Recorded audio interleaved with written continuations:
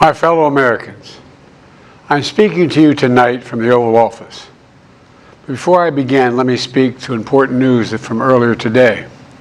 After 8 months of nonstop negotiation, by my administration, a ceasefire and a hostage deal has been reached by Israel and Hamas, the elements of which I laid out in great detail in May of this year. This plan was developed and negotiated by my team and will be largely implemented by the incoming administration. That's why I told my team to keep the incoming administration fully informed, because that's how it should be, working together as Americans. This will be my final address to you from the American people from the Oval Office, from this desk as President. And I've been thinking a lot about who we are and maybe more importantly, who we should be. Long ago in New York Harbor, an ironworker installed beam after beam, day after day. He was joined by steel workers, stonemasons, engineers. They built not just a single structure, but a beacon of freedom. The very idea of America was so big, we felt the entire world needed to see. The Statue of Liberty, a gift from France after our Civil War.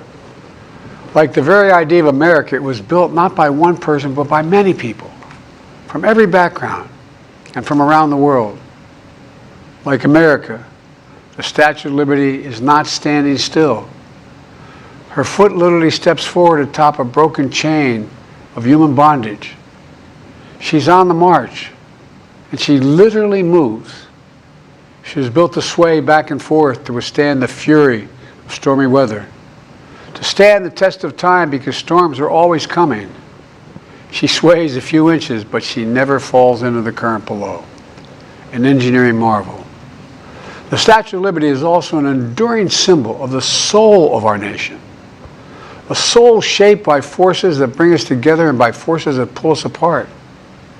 And yet through good times and tough times, we've withstood it all.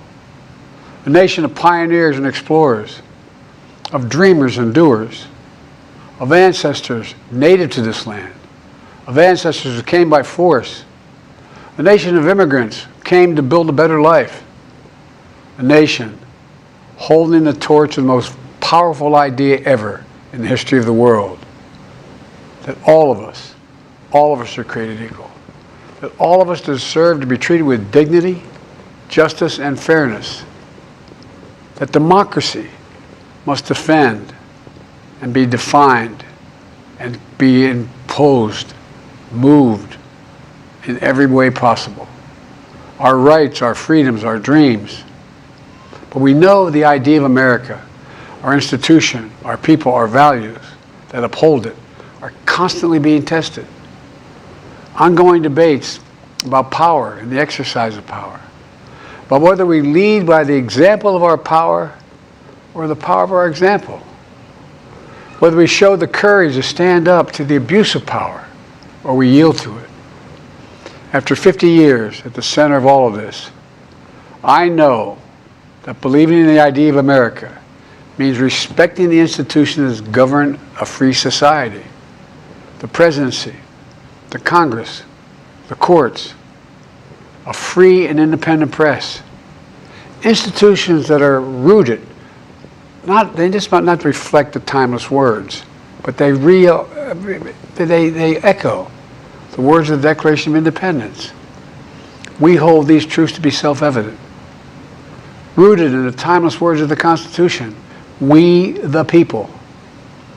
Our system of separation of powers, checks and balances, it may not be perfect, but it's maintained our democracy for nearly 250 years, longer than any other nation in history that's ever tried such a bold experiment.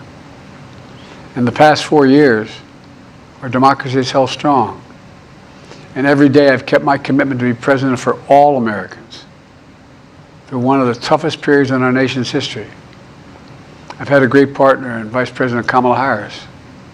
It's been the honor of my life to see the resilience of essential workers getting us through a once-in-a-century pandemic, the heroism of service members and first responders keeping us safe, the determination of advocates standing up for our rights and our freedoms, instead of losing their jobs to an economic crisis that we inherited. Millions of Americans now have the dignity of work.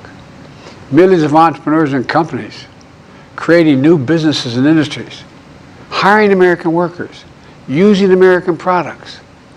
And together, we've launched a new era of American possibilities. One of the greatest modernizations of infrastructure in our entire history, from new roads, bridges, clean water, affordable high-speed internet for every American. We invented the semiconductor, smaller than the tip of my little finger, and now is bringing those chip factories and those jobs back to America where they belong, creating thousands of jobs. Finally, giving Medicare the power to negotiate lower prescription drug prices for millions of seniors. And finally, doing something to protect our children and our families by passing the most significant gun safety law in 30 years and bringing violent crime to a 50-year low, meeting our sacred obligation to over 1 million veterans so far who are exposed to toxic materials, and to their families, providing medical care and education benefits and more for their families. You know, it will take time to feel the full impact of all we've done together. But the seeds are planted, and they'll grow and they'll bloom for decades to come. At home, we've created nearly 17 million new jobs, more than any other single administration, a single term. More people have health care than ever before. And overseas, we've strengthened NATO. Ukraine is still free. And we pulled ahead of our competition with China. And so much more. I'm so proud of how much we've accomplished together for the American people. And I wish the incoming administration success, because I want America to succeed. That's why I've upheld my duty to ensure a peaceful and orderly transition of power, to ensure we lead by the power of our example. I have no doubt that America is in a position to continue to succeed. That's why my farewell address tonight, I want to warn the country of some things that give me great concern. This is a dangerous and that's a dangerous concentration of power in the hands of a very few ultra-wealthy people. And the dangerous consequences if their abuse of power is left unchecked. Today, an oligarchy is taking shape in America of extreme wealth, power, and influence that literally threatens our entire democracy, our basic rights and freedoms, and a fair shot for everyone to get ahead. We see the consequences all across America, and we've seen it before, more than a century ago. But the American people stood up to the robber barons back then and busted the trusts. They didn't punish the wealthy. They just made the wealthy play by the rules everybody else had to. Workers want rights to earn their fair share. You know, they were dealt into the deal, and it helped put us on a path to building the largest middle class, the most prosperous century any nation in the world has ever seen. And we've got to do that again. In the last 4 years, that is exactly what we've done. People should be able to make as much as they can, but play by the same rules, pay their fair share of taxes. So much is at stake. Right now, the existential threat of climate change has never been clearer. Just look across the country, from California to North Carolina. That's why I signed the most significant climate and clean energy law ever in the history of the world, and the rest of the world is trying to model it now.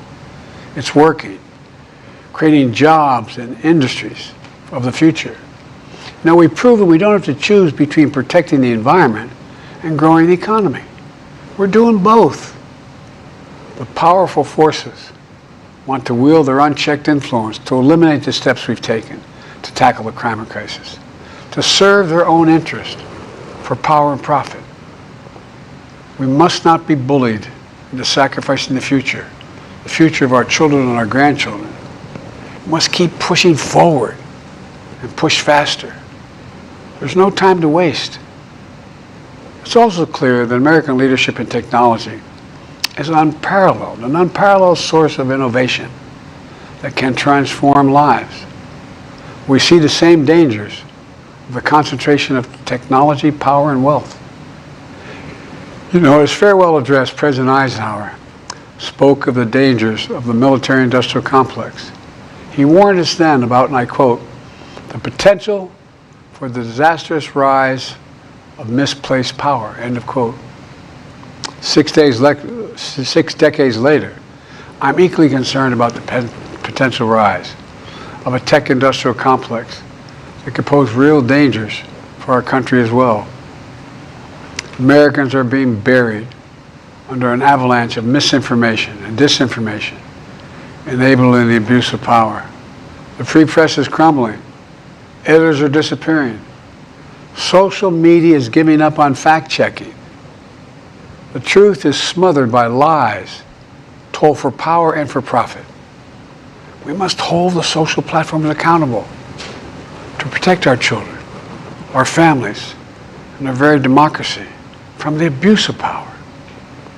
Meanwhile, artificial intelligence is the most consequential technology of our time, perhaps of all time. Nothing offers more profound possibilities and risks for our economy and our security, our society, for humanity. Artificial intelligence even has the potential to help us answer my call to end cancer as we know it. But unless safeguards are in place, AI could spawn new threats to our rights, our way of life, to our privacy, how we work, and how we protect our nation. We must make sure AI is safe and trustworthy and good for all humankind. In the age of AI, it's more important than ever that the people must govern. And as the land of liberty, America, not China, must lead the world in the development of AI. You know, in the years ahead, it's going to be up to the president, the presidency, the Congress, the courts, the free press, and the American people to confront these powerful forces. We must reform the tax code, not by giving the biggest tax cuts to billionaires, but by making them begin to pay their fair share. We need to get dark money. That's that hidden funding behind too many campaigns contributions. We need to get it out of our politics. We need to enact an 18-year time limit, time and term, for the strongest ethics reforms for our Supreme Court. We need to ban members of Congress from trading stock while they're in the Congress. We need to amend the Constitution to make clear that no president is immune from crimes that he or she commits while in office. The president's power is not limited. It's not absolute, and it shouldn't be. And in a democracy, there's another danger to the concentration of power and wealth. It erodes a sense of unity and common purpose. It causes distrust and division. Participating in our democracy becomes exhausting and even disillusioning. And people don't feel like they have a fair shot. We have to stay engaged in the process. I know it's frustrating. A fair shot is what makes America, America. Everyone's entitled to a fair shot. Not a guarantee, but just a fair shot. An even playing field. Going as far as your hard work and talent can take you. We can never lose that essential truth, remain who we are. I've always believed, and I've told other world leaders, America can be defined by one word: possibilities. Only in America do we believe anything is possible. Like a kid with a stutter from modest beginnings in Scranton, Pennsylvania, and Claremont, Delaware, sitting behind this desk in the Oval Office as President of the United States. That's the magic of America. It's all around us. Upstairs in the residence of the White House, I've walked by a painting of the Statue of Liberty I don't know how many times. In the painting, there are several workers climbing on the outstretched arm of the statue that holds the torch. It reminds me every day I pass it of the story and soul of our nation and the power of the American people.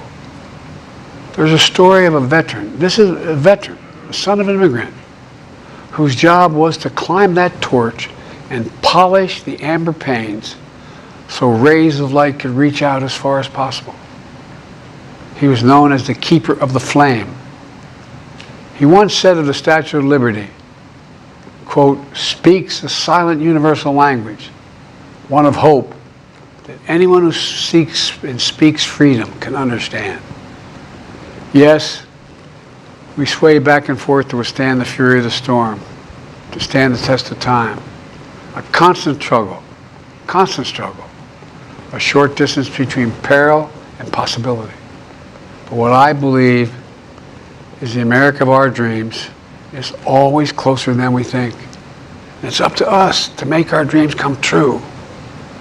Let me close by stating my gratitude to so many people, to the members of my administration, as well as public service and first responders across the country and around the world.